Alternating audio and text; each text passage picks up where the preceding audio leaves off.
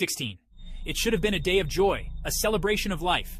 Instead, Ryan woke with a knot of dread twisting in his gut. The air hung heavy, thick with an unseen menace that sent shivers down his spine.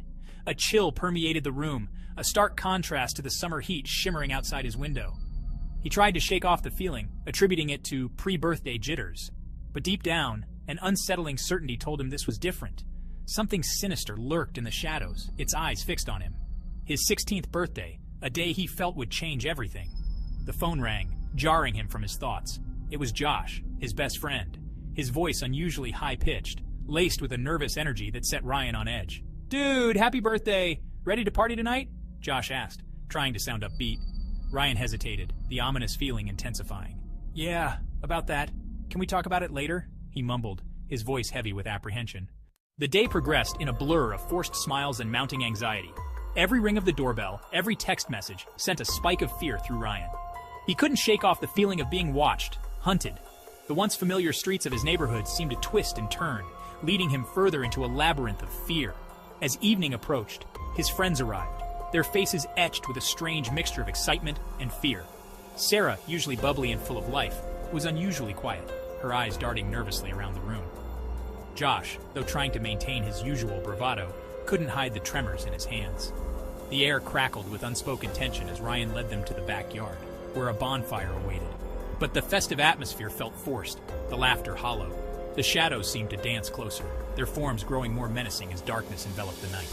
Then, one by one, his friends started disappearing. First Sarah, vanishing without a trace, leaving only a whisper of cold air in her wake. Then Josh, his laughter cut short by a strangled cry, his presence swallowed by the looming darkness beyond the firelight. Panic clawed at Ryan's throat, the knot of dread in his stomach tightening with each passing moment. He was alone. The backyard, once a sanctuary of shared laughter and childhood dreams, now felt like a hunting ground. The flames of the bonfire casting long, dancing shadows that mocked his fear. The air grew thick with the stench of sulfur, and a low growl vibrated through the ground, shaking him to his core. The shadows began to writhe and twist, taking on grotesque forms that seemed to reach out towards him with grasping claws. He had to get out, to find someplace safe. But where? The house, once a symbol of comfort and security, now loomed before him as a menacing silhouette against the darkening sky.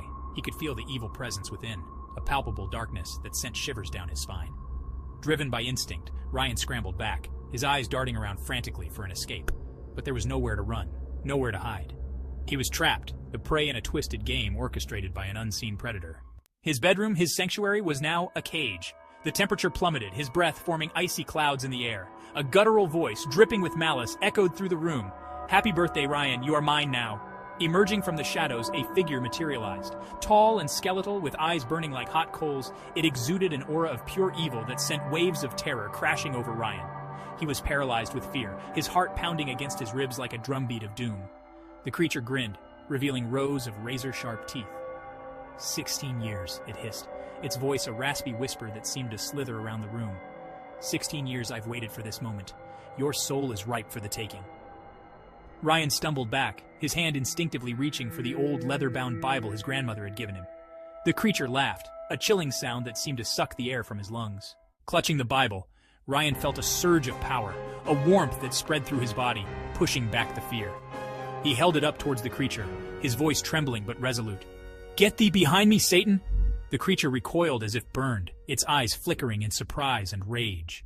The room filled with an ear-splitting shriek, the air crackling with raw power as the forces of good and evil clashed. The light from the Bible intensified, driving back the shadows and forcing the creature to retreat, its form dissolving into the darkness. As quickly as it began, the presence vanished, leaving behind the faint scent of sulfur and an eerie silence. Ryan remained frozen in place, his body trembling with exhaustion, the Bible clutched tightly to his chest. He had survived the night, but he knew with chilling certainty that this was only the beginning. The words echoed in his mind, a chilling reminder that the battle might be over, but the war for his soul had just begun.